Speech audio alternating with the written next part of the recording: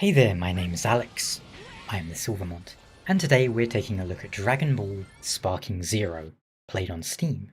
Disclaimer time, I received a key for this product from Games Planet, who are also running a promo on the game right now, if you want a discount. There's an affiliate link in the description.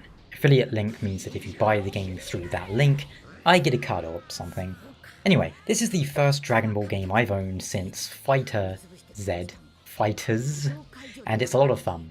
However, it also doesn't escape the usual limitations of the anime 3D arena fighter genre. If you've played things like Xenoverse, is there really much new here? To the super fan, probably. To the more casual fan, to me, Sparking Zero was largely a nostalgic experience. Put me in mind of the old Budokai Tenkaichi games, as this is effectively a new one of those.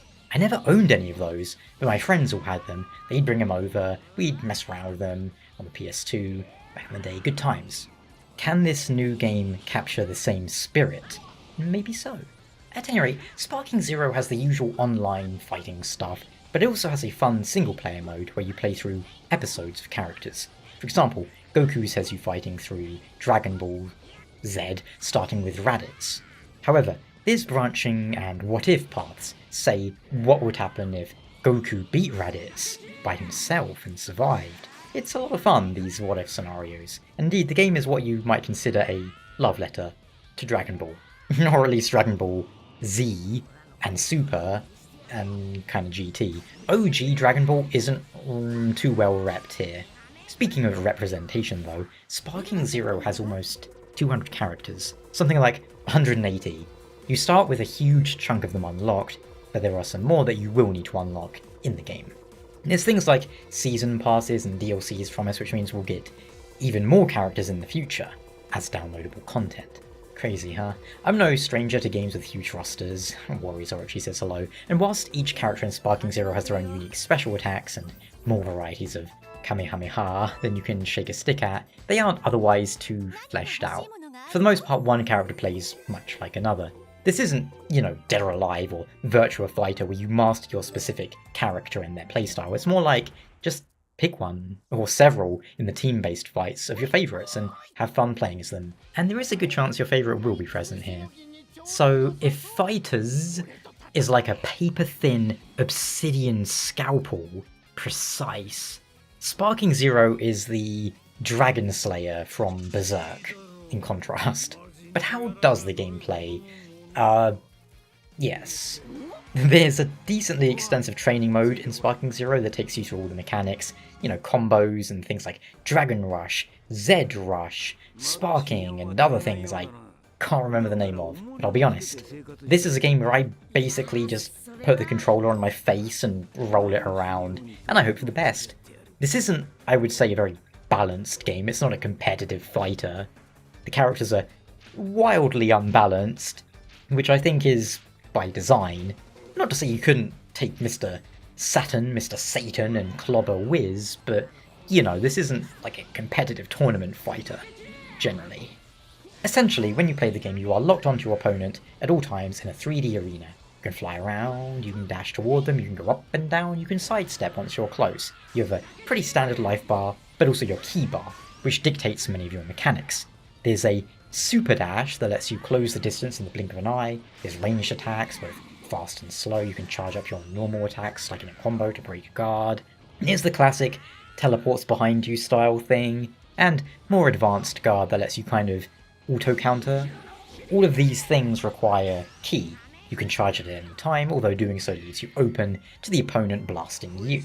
Then there's all the special moves which are right out of the anime, in the sense of you can knock your opponent away, teleport behind them, knock them back the other way, but they can teleport behind your teleport, then you can teleport behind their teleport of your teleport, you can clobber them into the sky, down to the ground, through rocks and buildings. Each character can charge up their ki to the point where they enter the sparking state, which allows them to pull off a unique, super powerful attack. Cell, for example, has the Solar Kamehameha. Kamehameha, whatever. The game has English and Japanese voice acting, so you can pick whichever you prefer. Personally, I like both of them. The Japanese one slightly wins out for me though. It has the tournament mode from Budokai games, and you can set up Tournament of Power rules, which means, flying, which is pretty cool. I'd be interested to see how that all turns out. As of yet, I haven't really tried out the depths of that mode, nor the online. I'll be honest, this isn't a game I'd really play online with strangers very much, as I'd have no idea what's going on. They'll just clobber me into oblivion whilst I hit them once, But setting up, say, an AI tournament, watching them duke it out, whilst me and my friends cheer on our favourites, yeah, that's a fun idea. I like stuff like that. Sparking Zero runs fine for me, and the graphic options are fairly standard. I have the game maxed out, VSync off, borderless windowed, 1440p, and it's been fine. I point out I have a decently good computer, like 4070 Ti or whatever. Results may vary, and it is locked to 60 FPS, so far as I'm aware. You might be able to edit that through like a mod or the ini file, but it would probably cause online to not work properly, as I imagine it's all kind of synced together there. Doesn't bother me, but I know a lot of people yearn for higher frame rates these days, but none of that here for now. There are plenty of challenges to complete, unlockables to unlock, and in general, loads of fun to be had, for a fan of DBZ. One of my favourite features, strangely, is the gallery that lets you look through all the characters, and you have commentary from Chi-Chi, Bulma, and Videl, which can be very amusing. Ever wanted to hear Chi-Chi talk about Frieza's goofy third form? There you go. I spent maybe like an hour or something going through every single one of the starting characters, that is, just listening to it. Time well spent, probably. In summary, this is a very different game from Fighters. I haven't played Xenoverse or any other Dragon Ball game for years, but perhaps the difference is there aren't enough to warrant it from those other, like, 3D fighters. Same story everyone knows, with the exception of the what-ifs. And if you aren't a fan of Dragon Ball, you aren't like to get much out of this product, honestly. As its own standalone game, I don't think it really has all that much to stand on. Flashy graphics and cool visuals, sure, but this is 100% a fan service game. That's okay. If you're not a fan of Dragon Ball, well, I don't really know why you would want it in the first place, but if you want a competitive Dragon Ball Z game, play Fighters. If you want to play a goofy and ridiculous game, play this one.